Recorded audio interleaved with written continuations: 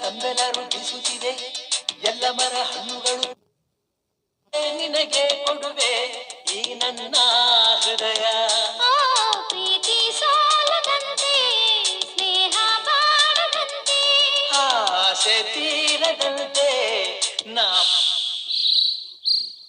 ಹಕ್ಕಿಗಳ ಅಂತರಂಗ ಹಾಡುತ್ತಿದೆ ಹೂವುಗಳ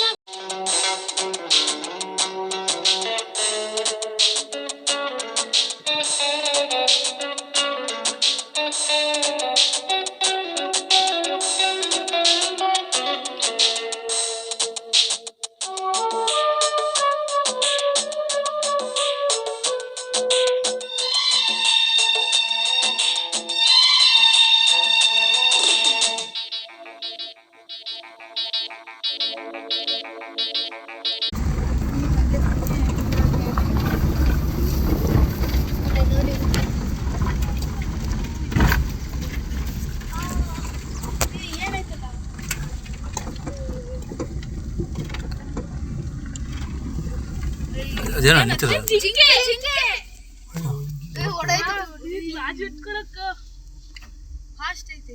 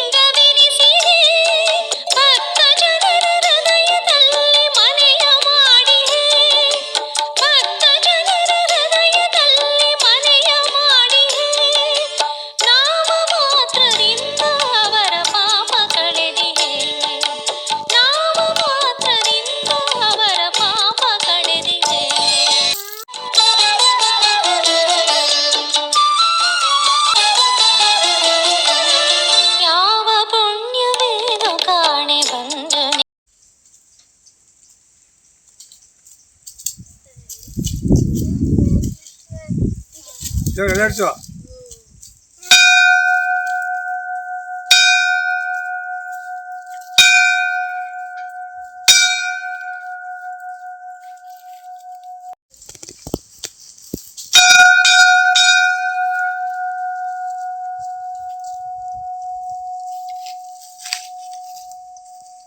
ಭಕ್ತಿ ಎಂಬ ಮಧುವಿನಲ್ಲೂ ನಿನ್ನ ನಾಮವು ಭಕ್ತಿ ಎಂಬ ಮಧುವಿನಲ್ಲೂ ನಿನ್ನ ನಾಮವು ಸಕಲ ಜೀವರಾಶಿಗಳಲ್ಲೂ ನಿನ್ನ ರೂಪವು ಸಕಲ ಜೀವರಾಶಿಗಳಲ್ಲೂ ನಿನ್ನ ರೂಪವು ಭಕ್ತಿ ಎಂಬ ಮಧುವಿನಲ್ಲೂ ನಿನ್ನ ನಾಮವು ನಿನ್ನ ನಾಮವು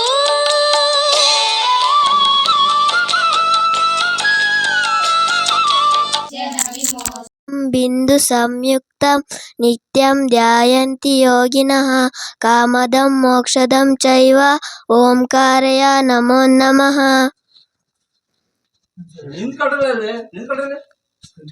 ओंकारं बिन्दु कृष्ण राधिकापते जन विमोचन कृष्ण जन्म मोचन गरुड वाहन कृष्ण गोपिका मोहन कृष्ण नीरजेक्षण जय जनार्दन कृष्ण राधिकापते जन विमोचन कृष्ण जन्म मोचन.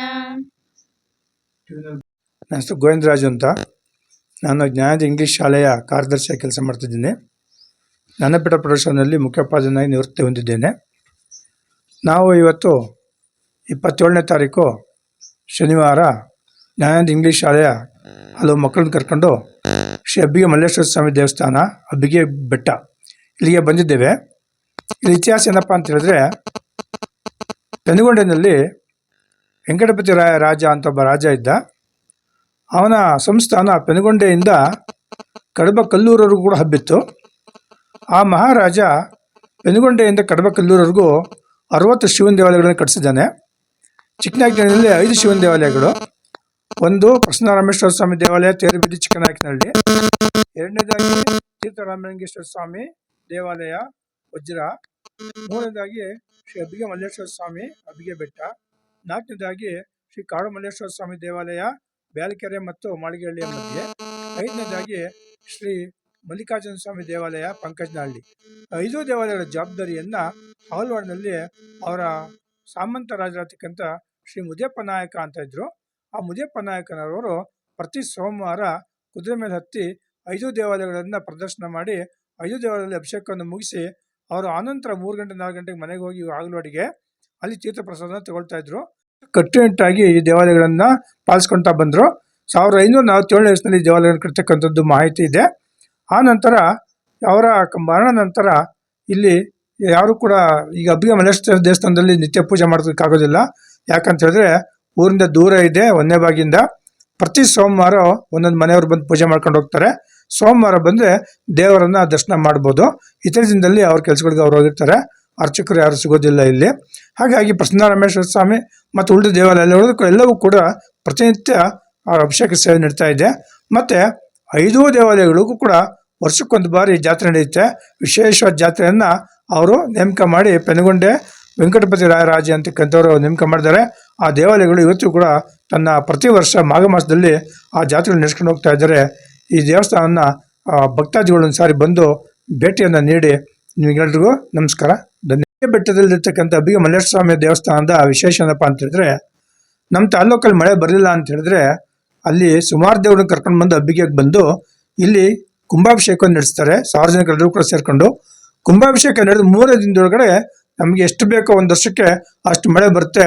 ಇದೊಂದು ಪುರಾಣ ಪ್ರಸಿದ್ಧವಾಗಿರ್ತಕ್ಕಂಥ ಇತಿಹಾಸ ಸೃಷ್ಟಿಯಾಗಿದೆ. ಇಲ್ಲಿ ತಾವೆಲ್ಲರೂ ಕೂಡ ಬಂದು ಈ ದೇವಾಲಯವನ್ನು ದರ್ಶನ ಮಾಡ್ಬೋದು. ಮತ್ತು ಆ ರಾಜ ಕಾಲದಲ್ಲಿ ಕೂಡ ಇಲ್ಲಿ ಮಳೆ ಬರದೇ ಇದ್ದಂಥ ಸಂದರ್ಭದಲ್ಲಿ ಈ ಕುಂಭಾಭಿಷೇಕ ಮಾಡಿಸ್ತಾ ಇದ್ರು ಅಂತ ಪ್ರತೀತಿ ಇದೆ. ಆವಾಗ ಮಳೆ ಬರ್ತಾ ಇತ್ತು. ಈಗಲೂ ಕೂಡ ಕುಂಭಾಭಿಷೇಕನ ಚಿಕ್ಕನಾಯಕನಹಳ್ಳಿ ನಗರದಿಂದ ದೇವಾಲಯಗಳಿಂದ ಬರ್ತಕ್ಕಂಥ 1ನೇ ಬಾಗಿ ಮುಳ್ಳಹಳ್ಳಿ ದೇವರುಗಳನ್ನು ಕರ್ಕೊಂಡು ಬಂದು ಇಲ್ಲಿ ಕುಂಭಾಭಿಷೇಕವನ್ನು ಮಾಡಿಸ್ತಾರೆ.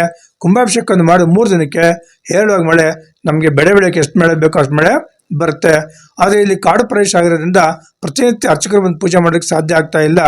ಒಂದೇ ಬಾಗಿ ಗ್ರಾಮಕ್ಕೆ ಸೇರ್ತಕ್ಕಂಥ ದೇವಸ್ಥಾನ, ಬುಳ್ಳೆಹಳ್ಳಿ ಗ್ರಾಮಕ್ಕೆ ಸೇರ್ತಕ್ಕಂಥ ದೇವಸ್ಥಾನ ಇರೋದ್ರಿಂದ ಒಂದೇ ಬಾಗಿರ್ತಕ್ಕಂಥ ಪ್ರತಿಯೊಂದು ಮನೆಯವರು ಕೂಡ ಪ್ರತಿ ಸೋಮವಾರ ಒಂದೊಂದು ಮನೆ ಅಂತೆ ಅವರು ಸರದಿ ಪ್ರಕಾರವಾಗಿ ಪೂಜೆ ಮಾಡ್ಕೊಂಡು ಹೋಗ್ತಾರೆ. ಪ್ರತಿಯೊಂದು ಮನೆಗೂ ಪೂಜೆ ಬರುತ್ತೆ. ಪ್ರತಿಯೊಂದು ಮನೆಯವರು ಕೂಡ ಬಂದು ಅವರ ಸರದಿ ಪ್ರಕಾರ ಪೂಜೆ ಮಾಡ್ಕೊಂಡು ಹೋಗ್ತಾರೆ. ನಾವು ಕೂಡ ಬಂದು ಇವತ್ತು ನಮ್ಮ ಜ್ಞಾನನಿಧಿ ಇಂಗ್ಲೀಷ್ ಶಾಲೆ ಮಕ್ಕಳನ್ನ ಕರ್ಕೊಂಡು ಬಂದಿದ್ದೀವಿ. ಆ ಮಕ್ಕಳ ಜೊತೆಗೆ ಬಂದು ದೇವರ ದರ್ಶನವನ್ನು ಮಾಡಿದ್ದೀವಿ.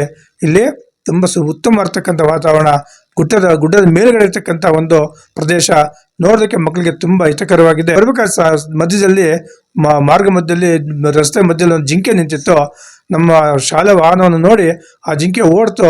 ಮಕ್ಕಳೆಲ್ಲರೂ ಕೂಡ ಅದು ನೋಡಿ ಕಣ್ಮನಗಳಲ್ಲಿ ಸಂತೋಷವನ್ನು ತುಂಬಿಕೊಂಡ್ರು. ಮತ್ತೆ ಇಲ್ಲೆಲ್ಲ ಚಿರತೆಗಳಿವೆ, ಕರಡಿಗಳಿವೆ, ಕಂಕನರಿಗಳಿವೆ, ಮತ್ತೆ ತೋಳಗಳಿವೆ, ಮತ್ತು